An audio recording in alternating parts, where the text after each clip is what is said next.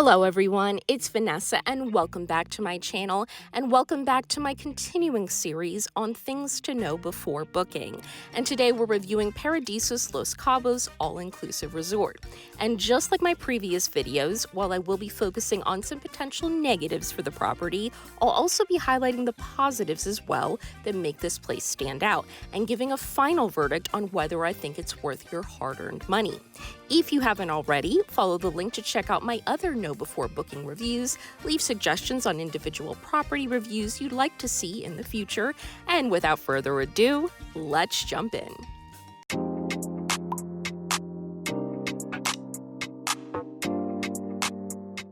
Let's begin with its location, which has both positives and negatives. So it sits almost exactly equidistant between Cabo San Lucas and San Jose del Cabo. So basically you're not really close to any bars or restaurants, certainly not within walking distance anyway. It's about a 15-minute drive to each and a 25-minute drive to the Cabo area. Begin with the rooms. And my first tip, don't splurge on the reserve. So the property's 305 rooms are located in a 4-story building, which is formed in kind of a U shape around both the gardens and beachfront pool. And you have 2 main room categories to choose from. The regular rooms, which vary in views and location, with garden, ocean view, and oceanfront options, and then the adults-only reserve section options, which include ocean view, front, and even swim-up suites.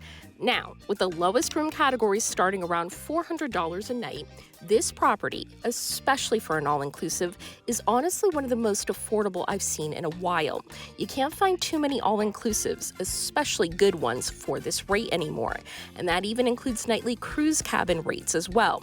Try finding something decent for $200 or $300 a night anymore. So all of that to say, I recommend booking the lowest level and cheapest garden view room at this property because they're really nice. And a little tip within a tip, if you request an outward-facing room, while you will get a view of the lot next to the property, you'll also see palm trees and even a tiny bit of the ocean. Plus, they're also very close to dining, so it's super easy to pop over to the restaurant for a meal, which is always a plus at an all-inclusive. The inward-facing garden view options overlook the resort and other rooms, and you'll probably hear music at night from the bar, so again, try to request an outward-facing room if possible at check-in. And all rooms, including the garden level options, are a very good size, beginning at 435 square feet, and have great furnished patios, mini bars stocked with 4 types of water, beer, coffee, tea, candy, and they always refill it at least once a day, sometimes twice, so it's never empty. And the last thing I'll say in the rooms is if you really want to be in an adults-only section like the reserve, then you might find the extra splurge worth it. But if that's not a deal breaker, I'd save the money and go garden view, which I personally think are a really great value. Now to what I think is the best thing about this property, and that's its swimmable beach.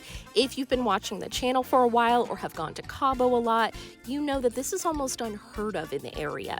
The beach itself has a couple dozen loungers as well as umbrellas for lounging, but this is a beach where you're going to want to spend more time in the water rather than lounging on the beach, since it's such a rarity.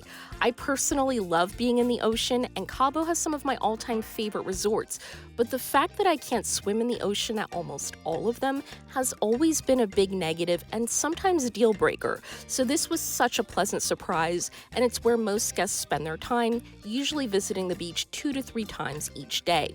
I'd also like to quickly mention that the property only has 1 pool available to all guests, and while it's nice and big with plenty of loungers and cabanas, and staff is really good at clearing chairs whenever a guest vacates, but there's still just the 1 pool, which is another reason why guests spend a lot of time on the beach, much more than pretty much any other Cabo resort I've seen. And in this case, I definitely agree, because there's no question it's a huge plus for this resort. So now let's address its somewhat frustrating dining.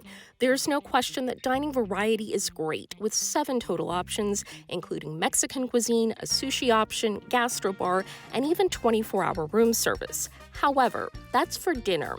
The breakfast and lunch options aren't nearly as plentiful. You have the same buffet for breakfast, really good though, and 1 restaurant for lunch each day, plus a taco bar near the pool, and that's it. So it can grow old if you've booked a week-long stay. The good news is food quality is very good. Just wish they had more options for earlier in the day, although that's a common issue with most all-inclusives, which is why I like to highlight the ones that do breakfast well. The other dining issue is that all dinners require reservations, and that might actually be my biggest complaint with the property. They're not too difficult to get, but you feel very locked in as far as planning your day around a specific mealtime, and let me tell you, they will turn you away if you didn't make a reservation. You'll see them do that to a lot of guests, so don't even bother trying without one. So overall, good dining quality, decent variety, just wish it was a bit easier where you could just show up to eat. But as frustrating as the dining is, the service is just wonderful. Every staff member is super friendly and helpful, especially the pool attendants. They learn your drink preferences, and then we'll have your drink of choice ready as soon as you visit the pool each day. You just really feel pampered beginning right at check-in. If you're celebrating a birthday or anniversary, they'll usually have a treat waiting in your room for you. The staff will even sing happy birthday at every dinner unless you tell them otherwise. And like I said, room service is 24/7 and staff is available 24 hours as well if you have any issues or questions. And you'll find that service is the most consistent aspect of this property, and the one thing that most guests agree on being very strong, which of course is a big plus. We personally book properties with service as the most important factor because that can really make or break a vacation. So now for my verdict. Is it worth a stay? Overall, I'd give it a 7.5 out of 10. It's good-ish, meaning a lot of potential with a few misses. However, I'd say that yes, it is worth a stay, mainly because at an average nightly rate of $400 a night for those garden view rooms I told you were a good value, you get a nice all-inclusive package property with wonderful service, which you rarely see at this price point, especially for an all-inclusive, and it's mostly the nightly rate that tips it into the yes column for me. So I truly hope this video helps you in your travel making decisions, and if you'd like to see more individual resort reviews like this one, where I highlight things you may need to consider before booking, leave me your suggestions, and don't forget to subscribe so you don't miss the next review. This is Vanessa for Passport Pages. Thank you so much for watching, and I hope to see you all very soon. Bye, guys.